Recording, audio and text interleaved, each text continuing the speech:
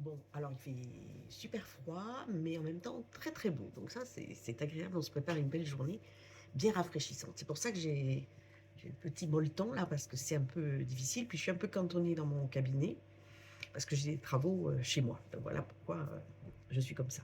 C'est bien les vidéos parce que ça permet aussi de voir quand on a besoin d'aller un peu chez le coiffeur. Mais bon, voilà. Qu'est-ce que je voulais vous dire? Je voulais parler de quelque chose dont on a déjà parlé, c'est-à-dire, gérer les critiques. Alors soit, on a l'impression qu'il y a des gens, ça les touche pas et puis d'autres beaucoup plus. Est-ce que c'est une question de sensibilité? Est-ce que ces personnes, par contre, sont blindées? On a l'impression que c'est un peu, inné. Soit on les prend très mal, soit on les prend très bien. Eh bien non, en fait, c'est comme un sport, il faut s'entraîner, comme un instrument de musique, comme quand vous apprenez à jouer de la guitare, il faut travailler, travailler, travailler. Donc ne pas se refermer en disant: «Je ne fais plus rien parce que j'ai tellement peur des critiques, ça me fait tellement mal».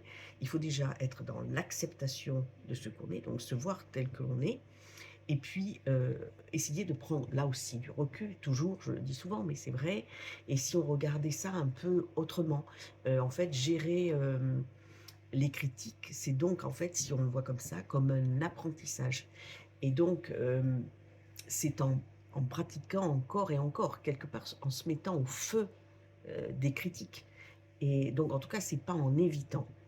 Donc la première fois, ça fait très mal, la deuxième fois, ça fait encore très mal, c'est vrai et puis petit à petit, quelque chose change parce que si on est attentif, si on travaille sur soi, on va se poser des questions, on va se dire: «Q Pourquoi? Pourquoi ça me fait mal?» hem, est-ce que la quand la personne m'a parlé, est-ce que c'est le fond? Est-ce que c'est plutôt la forme, le ton, de la personne? Est-ce qu'aujourd'hui je suis particulièrement fatiguée? Est-ce qu'aujourd'hui j'ai une mauvaise journée qui fait que je le prends encore plus mal? Est-ce que ça touche quelque chose de très intime chez moi? Une blessure?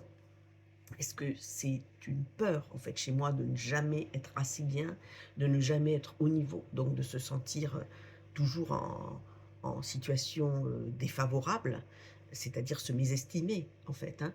Ce sont des questions à se poser. On peut aller chez un thérapeute pour en parler, pour avancer peut-être un peu plus facilement, je dirais, parce qu'on met des mots toujours et quand on verbalise, donc que quelqu'un vous entend, on s'entend parler et on réalise davantage de choses.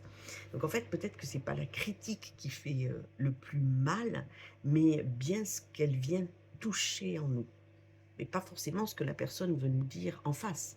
C'est peut-être une interprétation. Hem, donc ça permet quand on comprend de heu, de l'ajuster, c'est-à-dire de dire à une personne, «stop», c'est-à-dire poser une limite, relativiser, heu, parle-moi avec plus de douceur et je trie aussi ce qui m'appartient et ce qui ne m'appartient pas et je rends à l'autre aussi ce qui lui revient. C'est pas forcément se mettre en colère, hein, pas du tout, hein. Voilà, je vous embrasse.